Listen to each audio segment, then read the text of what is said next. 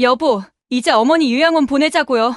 집도 정리하고 그 양반 아직도 멀쩡한 척하지만 나이도 있고 치매도 오지 않겠어요? 우리가 이 집에서 살려면 어머니가 없어야 편하잖아요. 그래, 네가 편한 대로 해. 나중에 복잡한 일 만들지 말자. 이 할망구 죽어야 우리 집이지. 이제 슬슬 정리해야겠어. 이 말이 제 귀에 들어왔을 때 온몸이 얼어붙는 것 같았습니다. 제가 그토록 사랑하던 아들, 제가 그토록 도와주던 며느리의 입에서 나온 이 말들이 믿기지 않았습니다. 어머니, 요양원 구경 가보실래요? 시설도 좋고 조용하고 어머니 책 좋아하시니까 독서실도 있다더라고요. 그 말과 함께 진명의 변경 계약서를 내밀며 도장을 찍으라고 했습니다. 아들은 옆에서 말없이 서 있었습니다. 며느리의 얼굴에는 미소가 가득했지만 그 눈빛은 차가웠습니다. 너희가 말한 죽어야 집이 우리 거지라는 말, 나 기억하고 있다. 어머니, 무슨 말씀이세요? 저희가 언제 그런 말을... 안녕하세요. 저는 인천에 사는 72세 박숙자입니다. 본격적인 이야기 시작 전에 구독과 좋아요 눌러주시면 저에게 큰 힘이 됩니다. 그럼 시작하겠습니다. 제 남편이 세상을 떠난 지 10년이 되었습니다. 그 후로 저는 외동아들 내외와 함께 살게 되었지요. 처음에는 모든 것이 좋았습니다. 아들이 행복해 보이니 저도 행복했으니까요. 며느리가 아이를 낳은 후부터 저는 집안일을 도맡아 하게 되었습니다. 손주 돌봄, 집안 청소, 빨래, 식사 준비까지 제가 모두 맡았습니다. 몸이 아파도 감기에 걸려도 저는 하루도 빠짐없이 손주를 등교시키고 돌봐왔습니다. 아들은 언제나 엄마, 나 오늘도 회사에서 야근이야. 라며 집에 늦게 들어왔고 저는 그런 아들을 위해 언제나 따뜻한 밥과 국을 데워두었습니다. 며느리는 제 앞에서는 항상 미소를 지으며 어머니 없었으면 저 어떻게 살았는지 몰라요. 라고 말했습니다. 그 말만 믿고 제 고된 몸을 부여잡고 묵묵히 참고 살았습니다. 제가 왜 그렇게 열심히 했을까요? 그건 바로 가족이니까요. 가족은 서로 돕고 의지하는 것이라 생각했습니다. 특히 아들이 어릴 적 남편이 사업에 실패했을 때 제가 식당 일을 하며 아들을 키웠던 기억이 있어서 그랬는지도 모릅니다. 아들이 고생하지 않았으면 하는 마음이 컸습니다. 하지만 점점 며느리의 태도가 달라지기 시작했습니다. 처음에는 사소한 것들이었습니다. 어머니, 냄새가 배요. 음식은 제가 할게요. 어머니, 거실에 앉아 계시지 마시고 방에 좀 들어가 계세요. 이런 말들이었죠. 점점 저는 거실에도 주방에도 손주의 방에도 갈 수 없는 존재감 없는 사람이 되어갔습니다. 손주와 대화를 나누는 것조차 눈치를 봐야 했습니다. 손주가 저에게 다가오면 며느리는 이준아, 방에만 있으라니까. 라며 아이를 혼냈습니다. 제 손으로 키운 손주를 빼앗긴 기분이었습니다. 밥을 먹을 때도 어머니, 그렇게 드시면 안 돼요. 소리 나요. 라며 저를 꾸짖었습니다. 제가 쓰는 수건, 제가 입는 옷까지도 모두 따로 빨게 했습니다. 마치 저를 집안의 불청객처럼 대했습니다. 아들에게 이런 상황을 말해볼까 했지만 아들은 늘 피곤해 보였습니다. 아들 눈치, 며느리 눈치를 보며 하루하루를 버텼습니다. 제가 가장 힘들었던 것은 손주와의 관계였습니다. 손주는 제게 할머니, 엄마가 할머니랑 놀지 말래요. 라고 말했을 때 제 마음은 산산조각 났습니다. 제가 무슨 잘못을 했는지, 어떻게 하면 좋을지 몰라 밤마다 이불 속에서 눈물을 흘렸습니다. 그렇게 숨막히는 일상이 계속되었습니다. 그날은 평범한 하루였습니다. 저는 빨래를 갤 준비를 하며 방에 앉아 있었습니다. 문이 살짝 열린 틈 사이로 며느리와 아들의 대화가 들려왔습니다. 여보, 이제 어머니 요양원 보내자고요. 집도 정리하고 그 양반 아직도 멀쩡한 척하지만 나이도 있고 치매도 오지 않겠어요? 우리가 이 집에서 살려면 어머니가 없어야 편하잖아요. 아들의 대답은 차가웠습니다. 그래, 내가 편한 대로 해. 나중에 복잡한 일 만들지 말자. 며느리의 목소리가 더 작아졌지만 제 귀에는 똑똑히 들렸습니다. 이 할망구 죽어야 우리 집이지. 이제 슬슬 정리해야겠어. 이 말이 제 귀에 들어왔을 때 온몸이 얼어붙는 것 같았습니다. 제가 그토록 사랑하던 아들, 제가 그토록 도와주던 며느리의 입에서 나온 이 말들이 믿기지 않았습니다. 하지만 분명히 들었습니다. 제 귀로 제 아들 입으로 나온 그 말들을. 그리고 깨달았습니다. 이젠 참을 이유가 없다는 걸. 더 이상 눈물 흘릴 필요도 없다는 걸. 내가 그동안 만들어온 이 집이 그들에게는 그저 빼앗고 싶은 재산일 뿐이라는 것을. 다음 날 아침 모든 것이 평소와 같았습니다. 저는 묵묵히 아침을 준비했고 손주를 학교에 보냈습니다. 아들과 며느리는 서둘러 출근했습니다. 그들은 제가 아무것도 듣지 못했다고 생각했겠지요. 그들이 모두 나간 후 저는 서랍 깊숙이 넣어둔 제 인감과 등기부등본을 꺼냈습니다. 남편이 남긴 집, 그리고 제가 평생 모아온 적금 통장도 함께 들고 나섰습니다. 조용히 외출했습니다. 시청 앞 법무사 사무실에 들어갔습니다. 법무사는 친절했습니다. 제 상황을 설명하자 그는 고개를 끄덕이며 이해한다는 듯한 표정을 지었습니다. 저는 집을 손주 앞으로 유증하는 서류를 작성했습니다. 법무사는 왜 아들이 아닌 손주에게 물려주시나요? 라고 물었습니다. 제 대답은 간단했습니다. 그 아이만은 날 사람으로 대해줬어요. 그 아이만은 거짓이 없었어요. 내가 방에만 있을 때도 몰래 찾아와 할머니 사랑해요라고 말해주던 아이니까요. 돌아오는 길, 저는 울지도 떨지도 않았습니다. 이제부터는 제가 제 편이었으니까요. 더 이상 누군가에게 의지하거나 누군가의 눈치를 볼 필요가 없다는 생각에 오히려 마음이 가벼워졌습니다. 며칠 뒤 며느리는 능청스럽게 제게 다가왔습니다. 어머니, 요양원 구경 가보실래요? 시설도 좋고 조용하고 어머니 책 좋아하시니까 독서실도 있다더라고요. 그 말과 함께 진명의 변경 계약서를 내밀며 도장을 찍으라고 했습니다. 아들은 옆에서 말없이 서 있었습니다. 며느리의 얼굴에는 미소가 가득했지만 그 눈빛은 차가웠습니다. 저는 조용히 그 앞에 제가 새로 만든 유언장 서류를 내려놓았습니다. 이 집, 내 아들 이름으로 유증했어. 너희가 말한 죽어야 집이 우리 거지라는 말, 나 기억하고 있다. 며느리의 얼굴이 하얗게 변했습니다. 아들도 놀란 표정으로 저를 쳐다봤습니다. 며느리가 더듬거리며 말했습니다. 어머니, 무슨 말씀이세요? 저희가 언제 그런 말을... 저는 침착하게 말했습니다.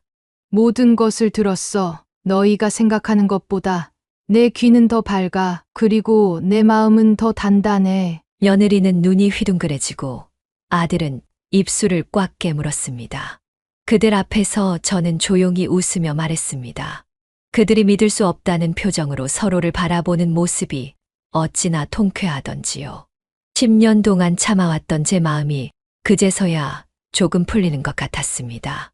죽은 사람처럼 살았던 내가 이제야 살아나서 말한다. 난 너희 돈줄 아니야. 그리고 이 집은 평생 날 사람으로 대해준 그 아이에게 간다. 내 아들, 내 손주에게. 너희가 몰래 나눴던 그 대화, 이 할망구 죽어야 우리 집이지 라는 그 말, 꿈에서도 잊히지 않는구나. 며느리의 얼굴이 하얗게 변했다가 곧 붉게 달아올랐습니다. 그리고는 버럭 소리를 질렀습니다. 어머니, 어떻게 이럴 수 있어요? 우리가 얼마나 어머니를 잘 모셨는데요? 제가 얼마나 집안일을 도맡아 했는데 어머니는 그저 아이 돌봐주시고 가끔 청소하시는 것뿐이었잖아요. 그 말을 듣는 순간 저는 웃음이 나왔습니다. 제가 매일 새벽 5시에 일어나 밥을 하고 손주를 씻기고 학교에 데려다주고 집안 구석구석을 청소하고 빨래를 하고 저녁을 준비하던 그 모든 순간들이 떠올랐습니다. 제가 감기로 고열에 시달리면서도 손주를 돌보던 날들, 무릎 통증으로 밤잠을 설쳤던 날들, 그 모든 것이 가끔 청소하는 것이었다니요. 잘 모셨다고? 내가 생각하는 잘 모신다는 건 그저 밥 주고 재워주는 것뿐이니 사람에게 필요한 건 존중이야. 너희는 내게 그것을 주지 않았어. 내가 얼마나 많은 밤을 눈물로 지새웠는지 알기나 해. 내가 얼마나 많은 날을 죽은 듯이 살았는지 알아? 그저 방에만 있으라던 너희 말에 복종하며 내 존재 자체가 너희에게 짐이 된 것 같아. 괴로워하며 살았단다. 아들이 결국 입을 열었습니다. 아들의 목소리는 떨리고 있었습니다. 엄마, 우리가 잘못했어요. 정말 죄송해요. 다시 생각해 주세요. 우리가 앞으로 정말 잘할게요. 아들의 그 말이 더 아팠습니다. 아들은 진심으로 미안해하는 게 아니었습니다. 그저 집을 잃을까 두려워하는 것뿐이었습니다. 제 아들의 눈에서 진정한 후회를 찾을 수 없었습니다. 내가 듣지 못한 척했던 그 말들, 내가 보지 못한 척했던 그 눈빛들, 모두 내 마음에 새겨져 있단다. 이제 와서 달라질 건 없어. 내가 방에서 나오지 말라고 할 때, 내가 손주와 놀지 말라고 할 때, 내가 냄새가 난다며 따로 식사하게 할 때, 넌 어디 있었니? 내 아내가 나를 그렇게 대할 때, 넌 왜 모른 척했니? 그렇게 무관심했던 내가 이제 와서 잘못했다고? 늦었단다. 정말 늦었어. 며느리가 울음을 터뜨렸습니다. 그러나 저는 그 눈물이 진심인지 연기인지 구분할 수 있었습니다. 10년 동안 그녀의 표정을 지켜봐온 저였으니까요. 저는 마음을 단단히 먹었습니다. 저를 위한 시간이 왔다고 생각했습니다. 그날 이후 집안의 분위기는 완전히 바뀌었습니다. 며느리는 더 이상 저에게 냉담하게 대하지 않았습니다. 오히려 지나치게 친절해졌습니다. 아침마다 제 방에 들어와 어머니, 오늘은 뭐 드시고 싶으세요? 라고 물었고 저녁에는 제가 좋아하는 과일을 깎아 가져왔습니다. 갑자기 제 건강을 걱정하는 척하며 병원에 모시고 가겠다고도 했습니다. 아들도 갑자기 효도하는 아들로 변했습니다. 퇴근 후에는 항상 제 방부터 들여다보며 엄마, 필요한 거 없어요? 라고 물었고 주말마다 저와 함께 나들이를 가자고 했습니다. 갑자기 찾아온 이 관심이 얼마나 가식적으로 느껴졌는지 모릅니다. 저는 그들의 속내를 너무나 잘 알고 있었습니다. 그들이 원하는 것은 제 진정한 행복이 아니라 그저 집 한 채였을 뿐입니다. 어느 날 며느리는 제게 비싼 옷을 사왔습니다. 어머니, 이거 입어보세요. 어머니한테 너무 잘 어울릴 것 같아요. 그 옷은 정말 아름다웠습니다. 하지만 저는 그 옷에 담긴 의도를 알았습니다. 물질로 제 마음을 돌리려는 시도였죠. 저는 미소를 지으며 그 옷을 받았지만 결코 입지 않았습니다.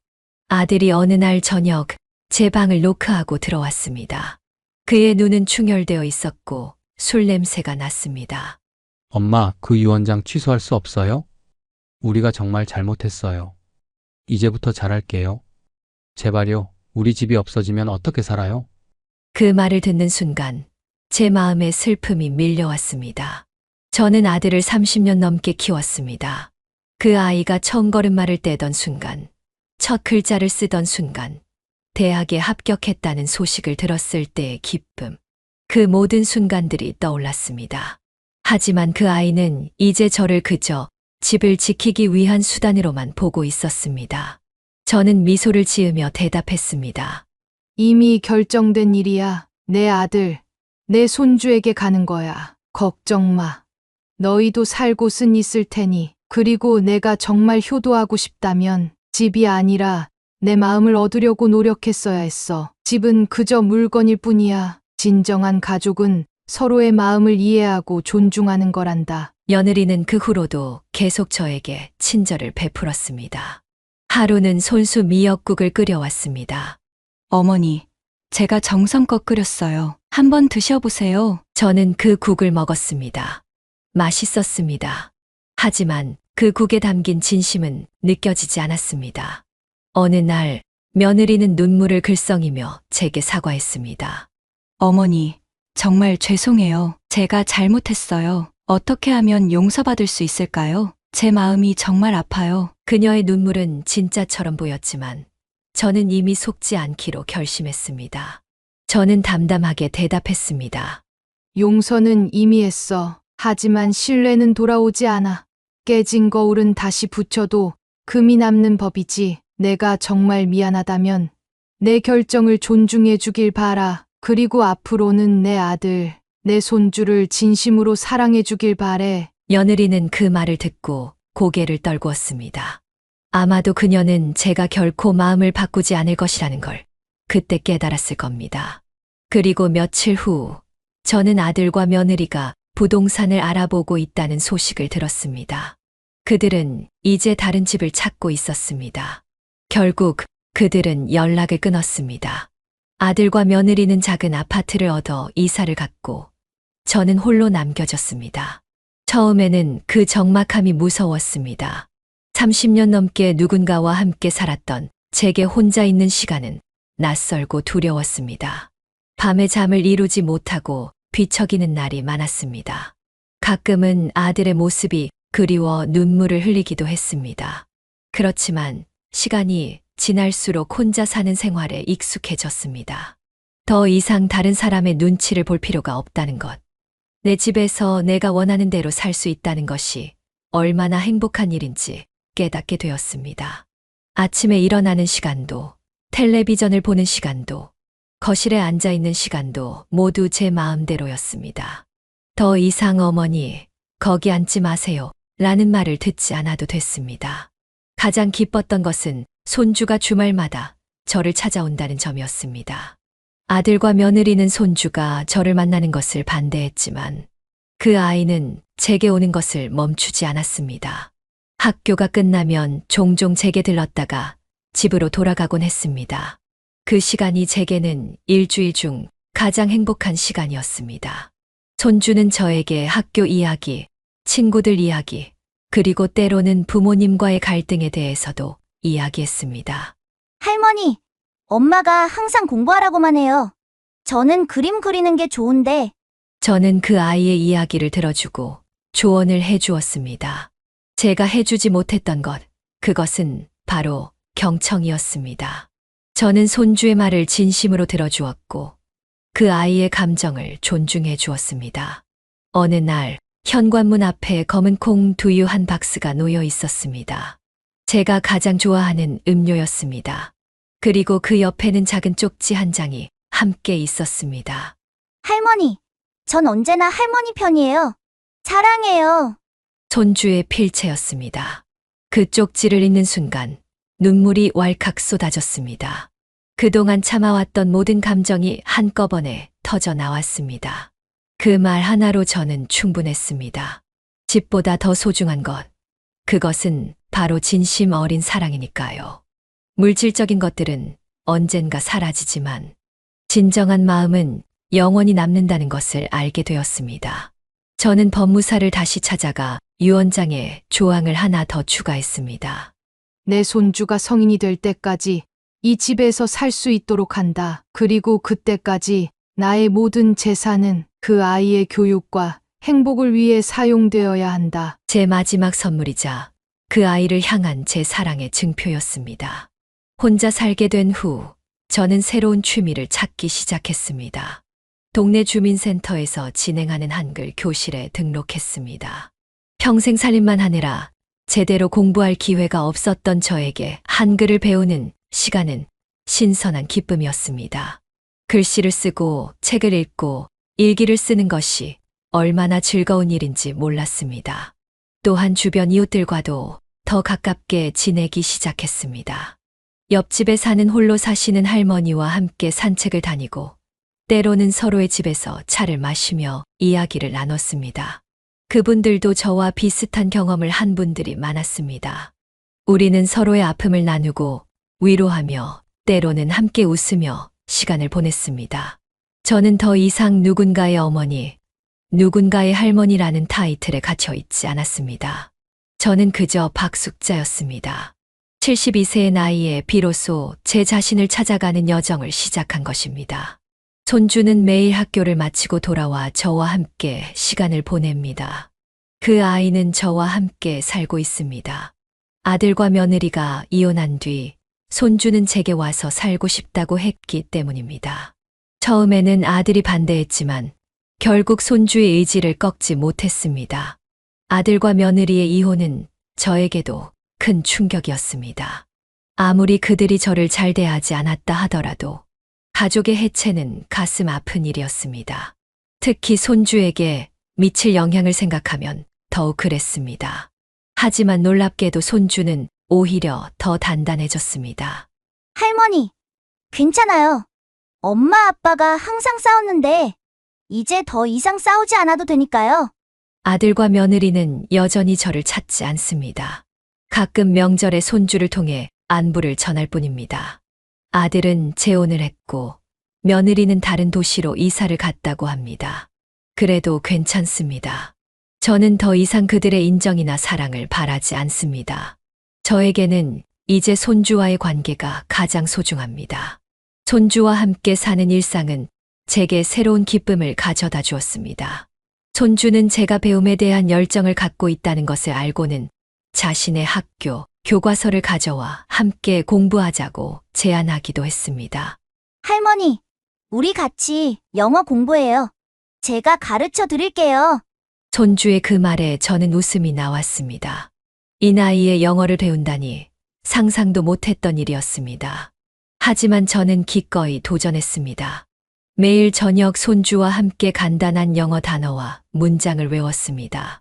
비록 발음이 서툴고 기억력도 예전 같지 않았지만 손주와 함께하는 그 시간이 저에게는 무엇보다 소중했습니다. 제가 이 사연을 나누는 이유는 저와 비슷한 상황에 처한 많은 노인분들에게 말씀드리고 싶어서입니다. 여러분의 삶은 여러분의 것입니다. 자식이나 며느리, 사위를 위해 본인의 행복을 희생할 필요는 없습니다. 특히 그들이 여러분을 존중하지 않는다면 말입니다. 우리 노인들이 아프다는 이유로, 나이가 많다는 이유로, 혹은 경제력이 없다는 이유로 존중받지 못하는 경우가 많습니다. 하지만 우리도 한 사람의 인간으로서 존엄성을 가지고 있습니다. 그것을 지키는 것은 이기적인 행동이 아닙니다. 그것은 우리 자신을 사랑하는 방법입니다. 특히 재산 문제로 갈등이 생긴다면 명확하게 정리하는 것이 중요합니다. 애매하게 두면 나중에 더 큰 상처를 받을 수 있습니다. 법적으로 자신을 보호하는 것은 이기적인 것이 아닙니다. 그것은 자신의 노후를 지키는 현명한 선택입니다. 저는 후회하지 않습니다. 오히려 더 일찍 결정하지 못한 것을 아쉬워합니다. 그랬다면 더 많은 시간을 행복하게 보낼 수 있었을 테니까요. 하지만 늦게라도 제 권리를 찾고 제 행복을 찾아 나선 것이 다행이라고 생각합니다. 이 나이에도 새로운 취미와 배움을 찾고 소중한 관계를 만들어가는 이 시간이 저에게는 인생의 황금기입니다. 저는 비록 가족의 배신을 경험했지만 그것이 제 인생의 끝은 아니었습니다. 오히려 새로운 시작이었습니다. 자신을 위해 용기 있는 결정을 내린 후 저는 더 자유롭고 행복한 삶을 살고 있습니다. 요즘 저는 동네 노인정에서 요가 수업을 듣고 있습니다. 처음에는 몸이 뻣뻣해서 간단한 동작도 어려웠지만 꾸준히 참석하다 보니 이제는 제법 유연해졌습니다. 요가 선생님은 제가 같은 나이대 중에서 가장 열심히 한다며 칭찬해 주십니다. 그 말을 들을 때마다 가슴이 뿌듯합니다. 노인정에서 만난 또래 친구들과 함께 웃고 이야기하며 시간을 보내는 것도 큰 즐거움입니다. 그분들과 함께 소풍을 가기도 하고 때로는 서로의 집에 모여 음식을 나누어 먹기도 합니다. 평생 가족을 위해 살았던 제가 이제는 저 자신을 위해 살고 있습니다. 그리고 그것이 얼마나 행복한 일인지 매일 느끼고 있습니다. 손주가 얼마 전 제게 물었습니다. 할머니, 아빠와 엄마를 용서하셨어요? 저는 잠시 생각하다 대답했습니다. 용서는 했어. 하지만 잊지는 않았단다. 그리고 그것이 나쁜 것은 아니야. 때로는 잊지 않는 것이 자신을 보호하는 방법이기도 하니까. 손주는 고개를 끄덕이며 말했습니다. 할머니가 그때 용기를 내서 다행이에요. 그렇지 않았다면 지금 우리는 함께 있지 못했을 거예요. 그 말을 들으니 눈시울이 뜨거워졌습니다. 그래요. 제가 그때 용기를 내지 않았다면 지금의 이 행복은 없었을 것입니다.